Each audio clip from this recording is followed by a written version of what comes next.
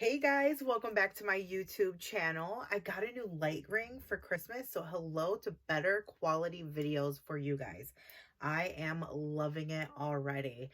I have nothing on my face per usual. Today we're going to do a New Year's Eve inspired look for you guys, so I'm super excited to do that for you. We're going to go in with the Naughty Nudie palette, but I'll show you the colors that we're going to be using.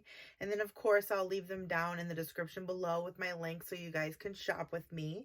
But let me show you the color that I have on. It's called Black Rose. It is a gorgeous shade. It's very hydrating, very smooth when it goes on, and it's going to last you all day long. Of course, you're going to have to apply, after you're like eating or drinking a little bit, because it's not a lip stain, but as a lipstick, it definitely lasts a very long time. So I love it. So let's go ahead and jump into the New Year's Eve tutorial. Let me show you guys the colors. So we're going to be using the Nude and Naughty palette today. I'm going to go in with like this black shade down here, this lavish color, this purple shade here, and then we're going to use some of these like brown tones in the creases. So let's get started.